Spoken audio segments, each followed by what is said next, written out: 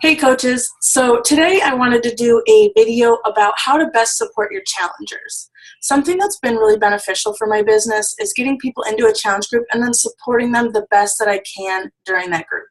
So the reason I do that is because most of my challengers will come back for more than one group. And they may also refer a friend, which grows my market, or if they've been in a free group and they keep coming back for free groups, later on down the road, they often purchase a challenge pack or even sign up as a coach.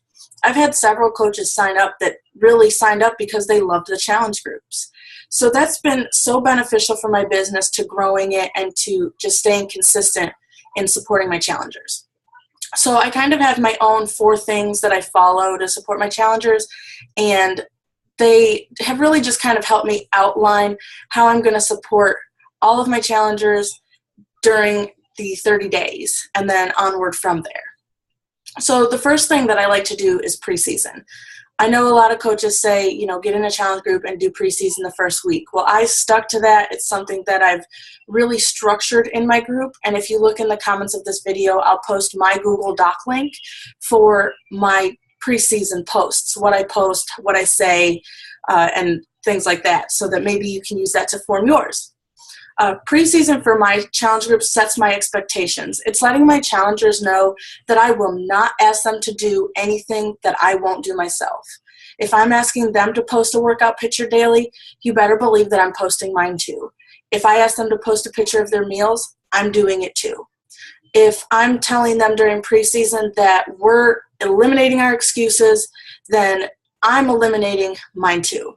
So preseason sets my expectations, not only for them, but for me too. What they can expect from me, support and help. I'll answer their questions and I'll do what they need me to do to get them to their goal.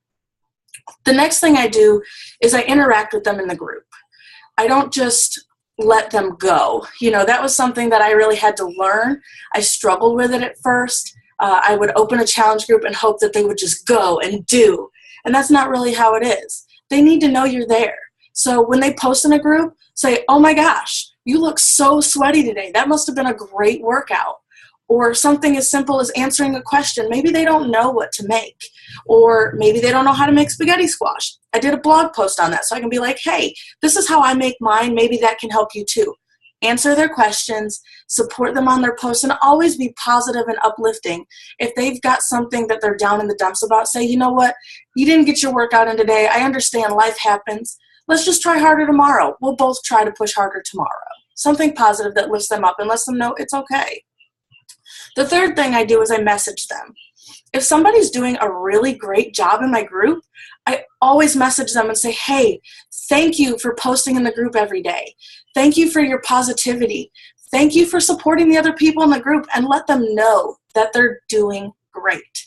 Because when you do that, they're like, hey, this is great. I want to post more. I want to help more people. And honestly, that opens your doorway for creating a coaching opportunity. So I message them when they're doing a good job, kind of like a virtual high five. And then I also message them if I put somebody in the group and they're not participating a lot. And maybe they have something going on in their life and they don't really feel like they should post if they're not doing their workout or if they're not eating the way they're supposed to. So I message them and say, hey, I noticed you haven't been posting in the group lately. I just want to make sure everything's okay and that there's nothing I can help you with.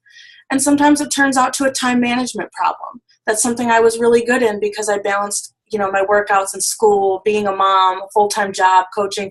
That's something I can help with. If it's something I can't help with, like they don't know, they just found out they were pregnant and they don't know if they can drink Shakeology while they're breastfeeding, I'll say, you know what? I have a friend who did that. There's a video on it. Let me get it for you. So sometimes just messaging them and saying, hey, is everything okay?